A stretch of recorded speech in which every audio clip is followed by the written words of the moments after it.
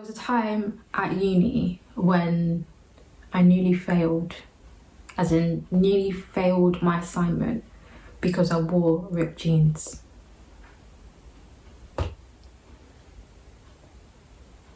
Yeah, because I wore ripped jeans.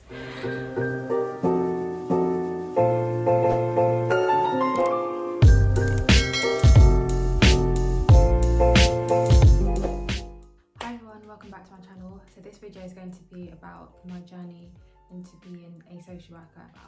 So the video is going to be structured into two parts. The first part is going to be about how I came to pick social work as a profession. The second part is going to be about how I found being a social work student. So the first thing, how I came to pick social work as a profession. I mean, I think if you'd asked me this about probably over 10 years ago, for starters, I wouldn't have told you what social work was because I wouldn't have known. I had no idea, no clue back then what social work actually was. I think we all have our preconceptions about what social work is based on the media, based on TV shows and things. So I think in my mind, that was kind of what I thought social work was going to be about. Now I knew I was always quite child focused, quite interested in children, and I think I always knew that I wanted to work with children when I was growing up. But if you said back then, or if you were asked back then, what did you want to be when you grew up, the answer would have been, And I remember my dad always saying to me, what do you want to be when you grow up? What do you want to be when you grow up? What do you want to be when you grow up? And I always used to say to him, I have no idea. I actually don't know. I don't know what I want to be when I grow up. So in school, secondary school, you can clearly tell that I did not have social work on the radar based on the subjects that I chose for GCSEs. So I picked Spanish, media studies and business studies, clearly not social work related. So then I finished school, and actually before I finished school, obviously I had to apply for what I wanted to study at college.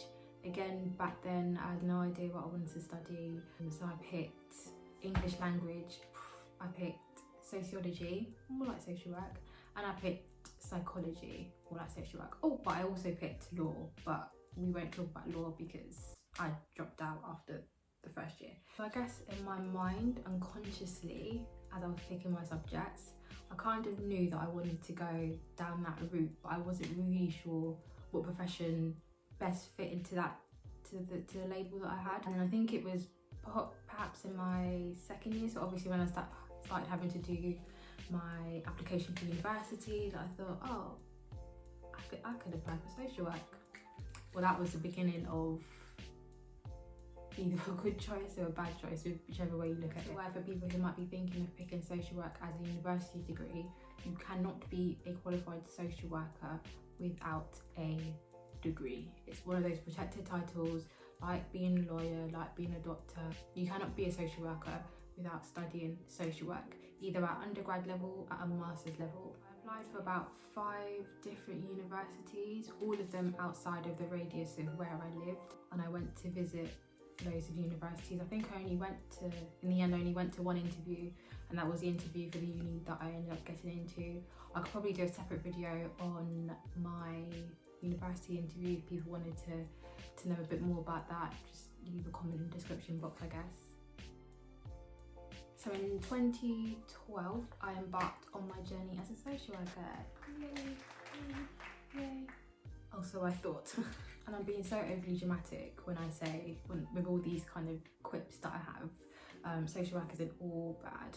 Yeah, so I started at university. Again, as a side note, the social work degree is 3 years. So 3 years of studying to be a qualified social worker. Of course, I'm only speaking for the UK. I don't know what the process is for studying social work outside of the UK. But my experiences obviously relate to being a social worker in the UK, so that's all I can speak on.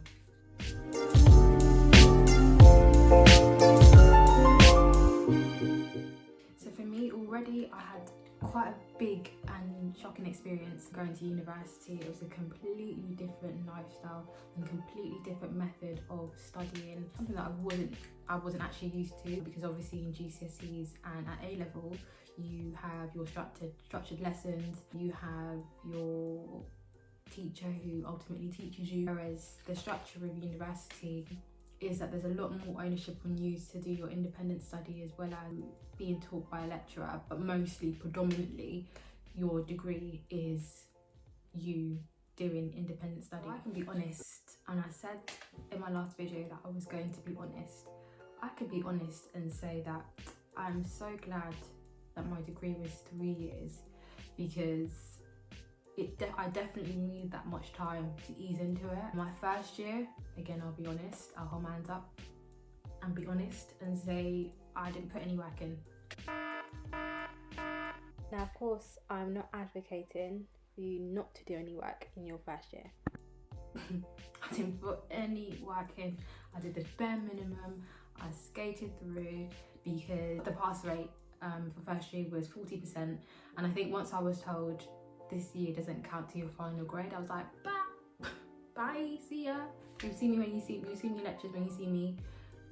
Outside of that, that's my time. That's my time to explore university. That's my time to run around because I was 18. That's my time. And then came second year. Second year was a bit tougher than first year, and I would admit, you know, there was a lot more assignments that needed to be done, deadlines that needed to be followed. It was also the beginning of my first placement. So for the social work degree, you have 2 placements that you do. One of them is 70 days and the second one is 100 days, and these happen in your second and your third year respectively. So whilst you might have a couple of placement days as it were in your first year, primarily the bulk of it is in your second and your third year. And I remember this story, I don't even know if I should say it. No, you're not, I'm gonna say it. So there was a time at uni when I nearly failed, as in nearly failed my assignment because I wore ripped jeans.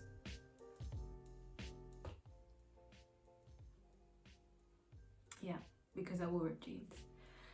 Now, I don't want to trivialise it now because actually it makes a lot of sense why I nearly failed. It makes a lot of sense.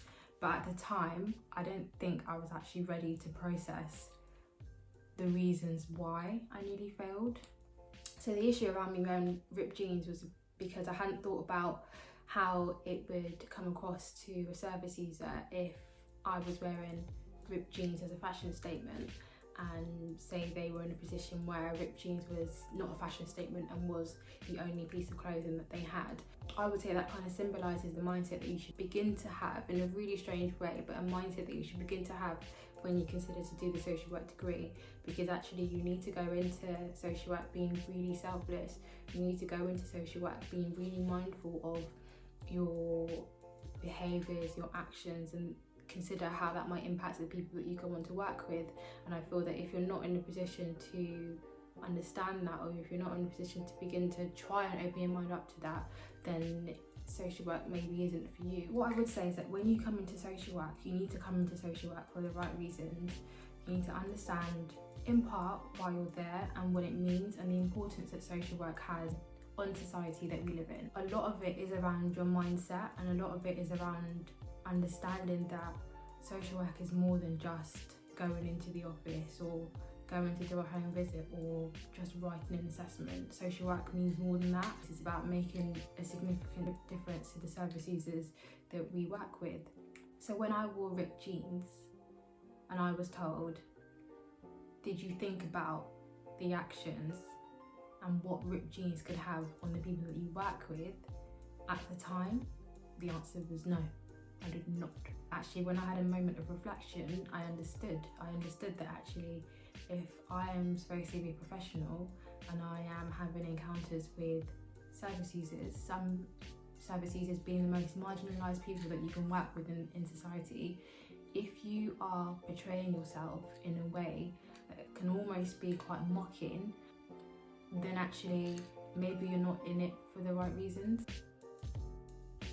So then my third year was definitely the time where I knuckled down and I was serious. I was really, really serious about my social work degree. I was really, really serious about achieving a good grade, about going into social work and doing all the things that growing up I knew I wanted to do, but I didn't know how I could do it or what label I could be assigned to go off and do it. So my third year was definitely the year of realisation for me that actually I could be a social worker. I could definitely be a social worker.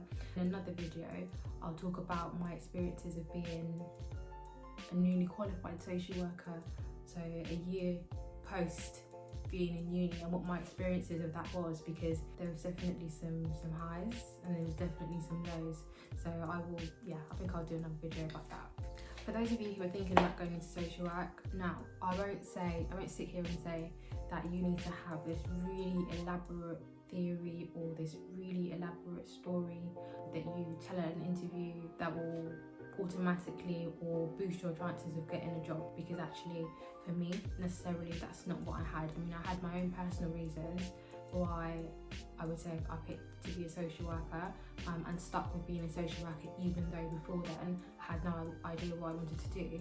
But I wouldn't say that it was a given that you had to have a story that you needed to wow people with. It's about your morals and it's about your values and it's about what you feel that you can bring to the social work profession.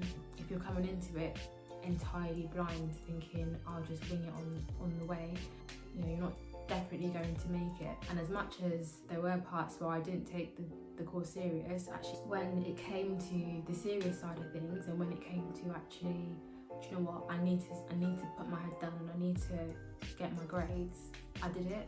And that drive and that motivation is still what I try and hold on to today, because social work is not an easy profession.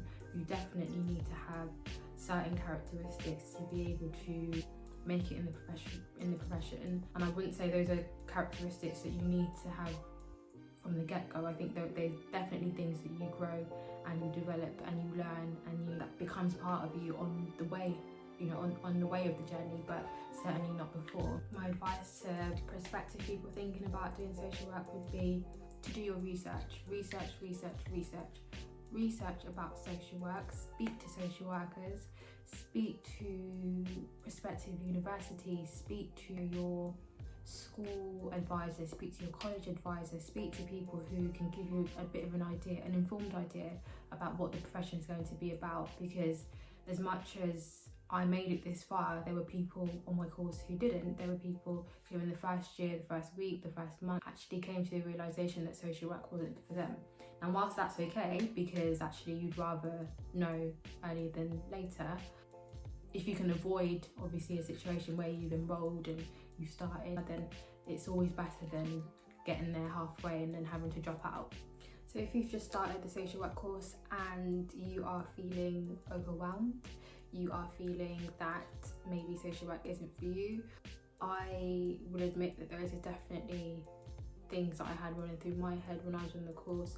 So my advice to you would be to speak to someone about it, speak to someone about how you're feeling, speak to your tutors. If you can't speak to your tutors, speak to other people who are on the courses, in the same course as you, or maybe even speak to any social workers that you know in the field or not in the field. I think it's always best to get a really informed decision before you make a decision such as dropping out of the university course. I know that when I was a student there was lecturers and people who you thought had your best interests at heart that maybe didn't. People who didn't, I would say, see my true potential the way that I saw it, and there was that almost desire to drop out because everyone's saying that you're not gonna make it to the end of the course, you're not cut out for this, blah blah blah blah. I think it took me being determined and being really motivated to continue on with the course, because I think if I listened to what was being said, I definitely would have dropped out ages ago. And look at me now, I'm now 5 years deep into the job. I've been doing the same role for those 5 years. So if you've made it this far into the video, thank you so much for watching. Don't forget to like, comment and subscribe. That would honestly mean a lot if you did. If you have any suggestions for videos that you would like me to do, please let me know down below in the comment section, or you can also contact me on social media and let me know. Thank you guys, bye. Bye.